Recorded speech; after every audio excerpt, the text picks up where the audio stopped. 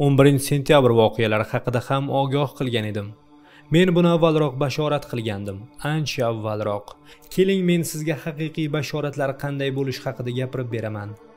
Har birimiz o'zida kelajakda chop etilgan sport o'yinlari natijalari qayd qilib qo'yilgan kitob paydo bo'lishini orzu qilsak kerak. Ajoyib bo'lar edi-da, soniyaviy aniqlikdagi bashoratlar. Bu shunchaki neft qudug'ini o'zginasi.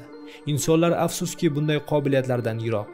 Yoki balki chindan ham voqealarni soniyaviy aniqlikda aytish mumkindir.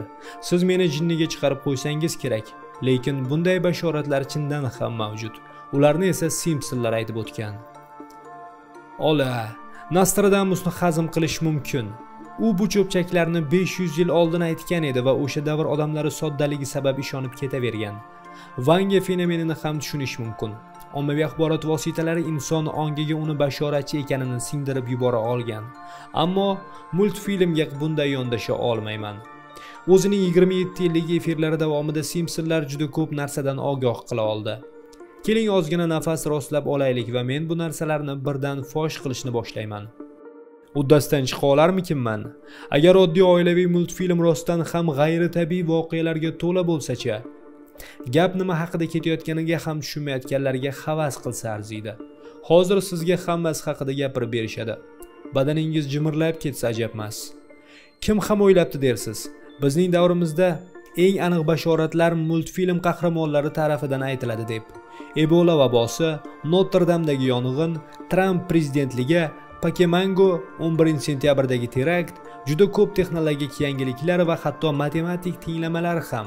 Bu hodisalar hammasi sodir bo'lishidan avval shu qadar aniqlik bilan aytilgan va ko'rsatilgan ediki, insonlar ko'zlariga ishonmasdan hamma yerni bashorat qilingan voqealar skrinshotlarga to'ldirib yuborishdi. Bular yangiliklarda berilyapti. Biror kishi fosh qilishga botina olgani yo'q. Balki buning sababi imkonsizlikdir. Juda tushkun fikrlar ekansiz. Bu juda xatarli. REN-TVga taklif qilib qolishsa hayron bo'lmayman. Xo'sh, unda boshladik. Eng ko'p uchrovchi tanqid serialning uzoq 1989-yildan beri efirda ekanligi. 666-epizod. Ular shu qadar ko'p narsa haqida gapirishganki, qaysidir bittasi haqiqatdan yuz bersa, ajablanmagan bo'lar edim. Buning hatto South Park ularning ustidan kulib chiqqan edi. Simpsonlar hamma narsani ko'rsatib bo'ldi. Endi nima qilishar ekan?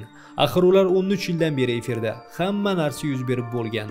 Men bu haqda hech narsa demoqchi emasman, chunki ular bashorat qilmagan bo'lsalar, shunchaki sodir bo'layotgan voqealarni ko'chirishgan xolos. Bilasizmi, men nima qilmoqchiman? Men har bir mashhur bashoratni olib, ularni bir chekkadan tahlil qilib chiqaman. Mengacha qilingan va internetda topa olmaganim sababli o'zim shaxsan amalga oshirgan izlanishlar haqida gapirib beraman. Videoni oxirigacha ko'ring. Eng so'ngida kichkina syurpriz bo'ladi albatta. Ebola qo'rqinchli virus. Unga qarshi haligacha vaksina yaratishmagan. Eng keng tarqalgan davri 2014-yilga to'g'ri keladi. O'shanda odamlar bu haqidagi bashorat Simpsonlarda borligi haqida gapira boshlashganda. Mana buni o'qib ko'rmaysanmi? Qiziquvchan Jorj va Ebola virusi. Bu epizod 97-yilga tegishli. Ebola bezgagi tarqalishidan 17 yil avval. Buni sira ham g'ayrioddiy joyi yo'q. Haqiqatda esa hammasi quyidagicha. Birinchi marta virus 1976-yilda aniqlanib, unga Ebola deb nom berilgan. Bu nom birinchi marta virus avj olgan yerdagi daryo nomidan kelib chiqqan. Kasallik vaqti tarqalib turgan, ammo 95-yilda jiddiy zararlanish bo'lib, bu haqda ommaviy axborot vositalari yoza boshladi. Ushbu epizod chiqqan yili ham Ebola jiddiy mavzulardan biri edi. Shu sababdan ham bu bashorat hech qanaqasiga bashorat bo'lishi mumkin emas. Mana buni start desa bo'ladi. Fosh etishga birdaniga kirishib ketdik. Navbatda esa yanada ajoyibroq epizod. Simpsonlar Higgs bozonining vaznini olimlardan 14 yil avval topishgan ekan. 1996-yil. Homer Simpson Higgs bozonini vaznini deyarli bexato topdi. Haqiqiy sensatsiya. Har holda ommaviy axborot vositalari shu fikrni targ'ib qilmoqda. Endi tekshirib ko'ramiz. Epizodlarning birida Homer doskaga qandaydir tenglama yozayotganini ko'ramiz. Uning fikricha qiymat 775 gigaelektron voltga teng. Bir necha yildan so'ng aniq qiymat aniqlandi va u 125 gigaelektron volt ekan. Bashoratga salgina yaqin kelingan. Ular bunga qanday erishdilar ekan? Bu juda murakkab ish bo'lsa. Gap shundaki, ssenariy mualliflaridan biri David Cohn shunchaki muallif emas, balki Garvard va Berklini tamomlagan ilmli inson hamdir. Qolaversa, fizik va kompyuter fanlari bilan shug'ullanadi. Epizoddagi tenglama uning fikri edi.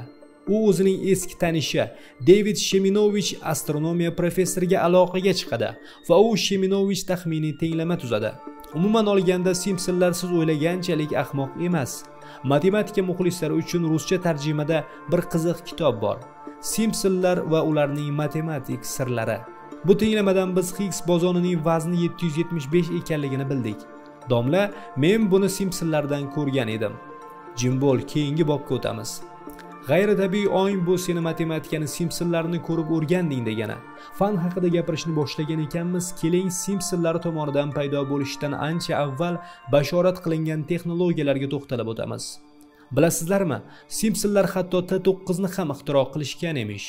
Bundan tashqari, Simpsonlar Higgs bozonini aniqlab T9 ni ixtiro qilishgan.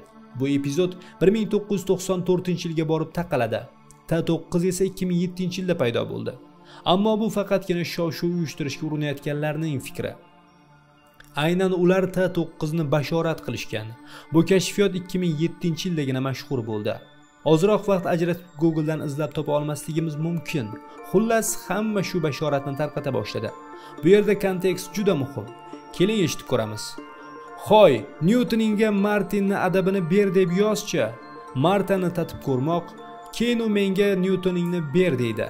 Gadjetda esa Apple logotipi hajf qilingan. Xabaringiz bo'lsa kerak, Apple'da chindan ham Newton deb atalgan qurilma bo'lgan. Shu epizoddan yarim yilcha avval gazetalarda bashoratga aloqador maqolalar chiqqan edi. Maqolalarda Apple yana bitta qovun tushirgani, ya'ni Newton hatto o'zini nomini ham to'g'rilay olmasligi haqida tanqid mavjud edi.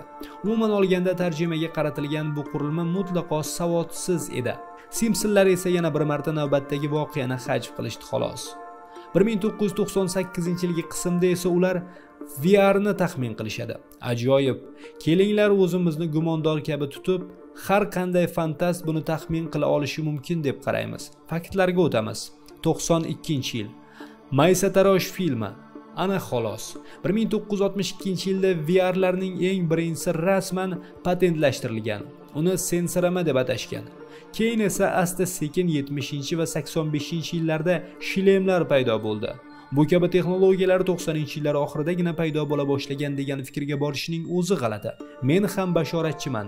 Bir necha yil keyin TikTok va Instagram paydo bo'ladi. Screen qilib oling. Aqlli soatlar ham shular jumlasidan.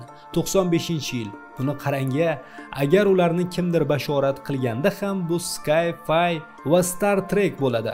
Aqlli soatlar Simpsonlardan ancha avval ham bo'lgan. Mana masalan, Seiko TV Watch televizori bilan yoki Sinclair FM'ning 85-yilgi avlodi. Action kamera 94-yilda bashorat qilinganmidi? Shu gapingizni 60-yillardagi mana bu suratiga qarab takrorlay olasizmi? Video aloqani paydo bo'lishidan 10 yil avval bashorat qilishganmidi? 1879-yil telefonoskop g'oyasini nazarda tutyapman. Picture phone haqida nima deysiz? Balki Lumifon haqida gaplasharmiz. Balki videofon, balki bas qilarsan. Mayli bas qila qolay, ammo haqiqatni bilib bo'lganim uchungina ketaman. Nahotki shovvozlar birorta ham kashfiyotdan bizni ogoh qilishmagan bo'lsa? Ana xolos. Ha, aynan shunday va men buni bittama-bitta isbot qilib chiqaman. Bu yog'iga yanada jiddiyroq bo'ladi.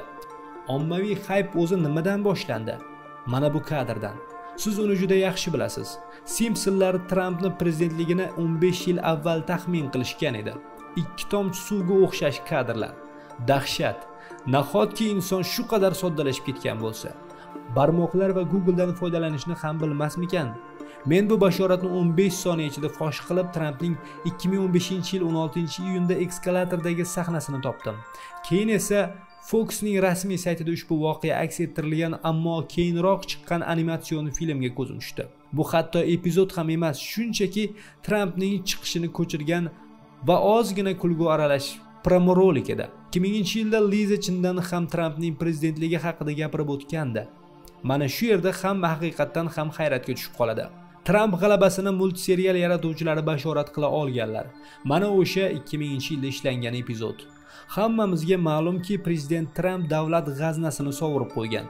Janob gumondor, bunisiga nima deysiz? Unda eshiting. Olis 1999-yildayoq Tramp Larry Kingga bergan intervyusida nomzodini prezidentlikka qo'yish uchun qo'mita tuzmoqchi ekanini aytib kelgandi. Tamom. Keyinchalik u bu fikridan qaytdi, ammo Simpsonlar bu haqida gapirib bo'lgandi. Yana uning o'limi haqidagi bashoratlar haqida ham unutishimiz mumkin. Bu internet shovvozlari tomonidan qilingan fake. Murakkablik darajasini oshiramiz. 98-yilda Fox Disneyga tegishli ekanini ko'rsatilgan epizod chiqadi. Bu voqea yaqindagina sodir bo'ldi. Bunga qanday erishishdi ekan? Simpsonlar bu kelishuvni 20 yil avvalroq bashorat qilishgandi. Esimda bor. Simpsonlar buni necha yil avval bashorat qilishgandi. Bu amalga oshdi va hayratomuz aniqlikda. Qarang, bu uzoq 98-yilda ularga ma'lum bo'lgan ekan. Vaqtni orqaga aylantiramiz va men Simpsonlarning muxlisi sifatida sizga bir narsani aytib beraman. Uzoq yillar davomida Disneyga qarshi trollik qilib kelgan. O'zingiz guvohi bo'ling. Bunisi ham istisno emas. Simpsonlar tegishli bo'lgan Fox Disney bilan anchadan beri ziddiyatga kirishgan yoki shunchaki biz bilmagan ayrim narsalarni bilishadi. Agar bu hazil bo'lmasa, odamlar boshqasini, masalan, mana buni topib olishgan bo'lishardi. Kadrda Disney shartli ravishda Fox'ni urayotganini ko'rib, shunga yopishib olishlari mumkin. Inson o'z nomi bilan insonda. Orqaga qaytib hammasini tahlil qilib ko'rilsa, bashoratlardan asar ham qolmaydi. Siz nima deysiz? 2012-yilda Amerikada saylovlar ketayotgan bir davrda tarmoqda mana bunday video paydo bo'ldi. Unda ovoz Obamaga emas, Mitt Romneyga o'tib qolayotgani aks etgan. Epizodlar muxlislari birdaniga 2008-yilgi epizodni eslab qolishdi. Unda Gomer Obamaga ovoz bermoqchi bo'lganda nosozlik tufayli McCainga ketib qoladi. Yo'q, men Obamaga ovoz bermoqchiman. McCain uchun ikkita ovoz. Faqat bitta nomzodni topa olishmagan ekanda, o'zi ikkita nomzod qo'yilgan bo'lsa, saylov ovozlarini hisoblovchi qurilma ularni almashtirib qo'yadi. Bu 2008-yilda ko'rsatilgan bo'lib, keyinchalik taxmin qilinganiday voqea yuz berdi. Bu ham shunchaki yangiliklardan qayta ishlash natijasida olingan epizod. Chindan ham o'sha yili Obama va McCain o'rtasida kurash bo'lgan. O'shanda ovoz hisoblovchi qurilmalar xatoga yo'l qo'yib, ovozni qabul qilishda boshqa tugma bosilib ketgan. 2006-yilda Yil odami degan filmda shu kabi vaziyat ko'rsatib berilgandi. Bunday nosozlik oqibatida qiziqchi prezidentga aylanib ketadi. Komik prezidentga aylanib qoladi. Rahmat, keragi yo'q, bilamiz. Men hozir barmoq bosaman, siz esa ovozni boshqaga qo'shib qo'yasiz. Men sizdan farqli o'laroq qo'lda yozishni hali unutganim yo'q. Navbatdagisi esa yanada qaltisroq. 2001-yildagi epizod bolalardan pop guruh tuzib, Backstreet Boys guruhida klip olishadi. Unda arab davlatlaridan biriga bomba tashlash sahnasi bor. U yerdagi avtomobilda esa Suriya muxolifati bayrog'i tushirilgan bo'ladi va bu muxolifat 2011-yil fuqarolar noroziligi bo'lib o'tgan yildagina tashkil qilingan. Tez orada mana bu haqiqiy bashorat deyish mumkin. Qabiladagi gaplar internetni to'ldirib yuborgan. Ular shunchaki Suriyaning eski bayrog'ini ko'tarib olishgan xolos. Bundan tashqari ular sening sevging Saddamnikidan ham kuchliroq. Shuning uchun men bomba tashlashim kerak deb xirgoyi qilishadi. Saddam Husayn Iroq prezidenti 1988-yilda Desert Fox nomi ostidagi operatsiyada chindan ham Iroqqa bomba tashlangan. Iroqni bayrog'ini ko'rganmisiz? Bu meni qo'shimcha farazlarim xolos. Balki ular Iroq o'rniga Suriya muxolifati bayrog'ini qo'yib yuborgandir. Nima bo'lganda ham muhimi mazmun. Men sizlarga aytishim mumkin bo'lgan eng sirli narsaga ham yetib keldik. 11-sentyabr fojiasi. Serialning yana bir epizodida 2001-yil 11-sentyabr voqealari egizak binolarning qulashi taxmin qilingandi. Bu belgilar qo'rqishni istagan insonlarni qo'rqitishi juda ham oson. Qisqacha mazmuni quyidagicha. Oila o'z shahrida Nyu-York avtobusda bormoqchi bo'ladi va narx yozilgan ma'lumotnomani ko'rsatadi. Unda narxning $9 ekanini va ikkita binodan 11 sonini yasalganini, ya'ni 9-11 sanasini payqash mumkin. Internet foydalanuvchilarining asosiy e'tirozi nega aynan $9 tanlanganida? Bu tasodif bo'lishi mumkin emas-ku. Aynan mana shu narsa aqliga ega bo'lmagan hamma odamlarni birday hayron qoldiryapti. Bu narx osmondan olinmagan, u mantiqqa asoslanadi. Masalan, hozirgi kunda Nyu-Yorkdan Nyu-Yorkgacha chipta aynan $9 yoki $11 turadi. Springfielddan, ya'ni multfilmga asos qilib olingan chindan ham mavjud bo'lgan shahardan Nyu-Yorkgacha 331 yoki 491 dollar orasida. To'g'ri, narx 10 yoki 12 bo'lsa to'g'riroq bo'lardi. Balki marketologlardan so'rarmiz. Film prodyuseri bu yerda ayrim o'rtoqlarning narx qo'yish siyosatini hajv ostiga olgan. Yaxshi, unda nega aynan egizak binolar? Boshqa narsa bo'lishi ham mumkin emas. Bu axir Nyu-York-ku. Egizak binolar o'sha paytda xuddi Kreml Moskva uchun qanday ahamiyatga ega bo'lsa, Nyu-York uchun ham shunday edi. Bunisini qanday izohlash mumkin? Bu qandaydir yolg'iz inshoot. Ha, bu egizak binolardan biri bo'lishi mumkin. Shunday bo'lganda ham buni bashorat deyish noo'rin. Chunki 75-yilda inshootda katta yong'in sodir bo'ladi. Bu o'shanda yongan binolardan biri ekani haqiqatga yaqinroq. Chunki surat yonidagi suratda Hindenburg dirijablining qulashi aks etgan. One Meridian Plaza 1991-yilda yongan. 1988-yilda esa Interstate Bank yongan va bu juda katta talafot keltirgan. Simpsonlar folbin emas, odamlar esa odamlarning qiziquvchanligidan foydalanib, soxta bashoratlar chiqaraveradi. Esingizda bo'lsa, yaqinda butun dunyo Parij ibodatxonasidagi yong'in haqida gapirgan edi. Juda ko'rkam bu ibodatxona endi uzoq yillar ta'mir qilinishi kerak. Buni Simpsonlarni ko'rib oldini olish mumkin edi. Afsus. Mana bu tasvirda Gomer yonayotgan ibodatxonaga kirayotgani aks etgan. Mana bu esa 19-mavsumdagi haqiqiy kadr. Simpsonlar Pokemon Go'ni ham bashorat qilmagan. Ikkita epizoddan yopishtirilgan navbatdagi soxtakorlik. Greta Thunberg haqidagi eng so'nggi xabarlar ham soxta. Juda aniqlikda tayyorlangan Photoshop asari. Odamlar sifatsiz skrinshot tarqatayotgani uchun ham bu bashorat hali fosh etilgani yo'q edi. Haqiqiy yuqori sifatdagi suratdan uni Photoshopda yasalgani ma'lum bo'ladi. Endi mana bu kadrga qarang. Twitter'dagi yana bir shov-shuvlardan biri. 2002-yilda 2017-yilgi voqeani aniq jonlantirishgan. Ikki tomchi suvday o'xshash. Lekin avval surat, keyin esa Fox kanalida shu surat ishtirokidagi animatsiya paydo bo'lgan. Tushunyapsizmi? Odamlar nimaga ishonishning mutlaqo farqi yo'q. Odamlarga barmog'ingizni ko'rsatib, mana senga bashorat desangiz ham ishonib ketaveradigan darajaga kelib qolyapmiz. Bizdan ko'pincha multfilmlarimiz uchun ssenariylarni qanday yozishimiz haqida so'rashadi. Javob esa oddiy. Shunday qilib, mening fikrimcha eng qiziqarli nuqtaga ham yetib keldik. Bu haqda Google dan ham ma'lumotlar topib bo'lmaydi. Odamlar buning rostdan ham bashorat ekaniga ishonishadi. Bu yerda qarshi chiqib bo'lmaydi. Simpsonlar haqiqiy bashoratchilar. Ular yulduzlar aro janglar va Elvin va burunduqlar bir kunda ekranlarga chiqishini aniq topganlar. Mana shu faktni hech kim tushuntirib bera olmagani uchun ham men uni eng yuqoriga qo'ydim. Bu filmlar chindan ham bir kunda ekranga chiqqan. Ana xolos. Mana nihoyat bashoratchini ham topdik. Keling endi bir savolimga javob bering. Bu kinoteatrmi? Yo'q, bu kinostudiyo. Men ozgina Google'ni yorib o'tib, Sony kinostudiyasi darvozasining suratini topdim. Bir necha yil avval chiqqan filmlar Sonyning o'ziga xos marketingi sabab hozircha suratga olinayotgan filmlar bilan yonma-yon turardi. Simpsonlar yana bir marotaba franshizga urg'u berib ketishgan. Faqat raqamlarni topa olishmagan. Bu paytga kelib allaqachon 4-qismi chiqqan edi. Aytgancha, yana bir ssenaristlardan biri John Vitti Elvin va burunduqlar kartinasi ssenariy muallifi hamdir. Mana buni tasodif desa bo'ladi. Ana sizga bashorat. Bu haqda internetga yozib qo'yinglar, chunki amerikaliklar meni ko'rmasligi aniq. Hamma bashoratlar tarixi shunday ayanchli. Bu safar fanni bezovta qilishga ham hojat qolmadi. Shunchaki hamma qismlarda birma-bir ko'rib chiqdim. Mutlaqo asossiz narsadan 5, 6, 7 va 19 million ko'rib chiqishlar to'plangan. Rus tilidagi kanallar haqida gapirmasa ham bo'ladi. Hamma katta kanallar Simpsonlar to'g'risida video qilgan bo'lsa kerak. Bularni fosh qilib o'tirgandan konspirologiya bilan shug'ullanish birmuncha foydaliroq. Odamlar chindan ham multfilm kelajagini bashorat qilganiga ishonishadi. Ammo men bu an'anani davom ettirishni istamadim. Salgina taniqli odam nimanidir ommalashtirsa, uni boshqalar ham tarqataveradi. Muhimi like va e'tibor to'plash. Har bitta sarlavhani sinchiklab tekshiring yoki meni shu to'g'rida rolik qilishimni kuting. Siz so'radingiz, men bajardim. Umid qilamanki, odamlar endi ham yangi bashoratlarni izlashni bas qiladi. Ishongimiz kelganda, ammo bu ilojsiz. Musiqa juda tanishmi?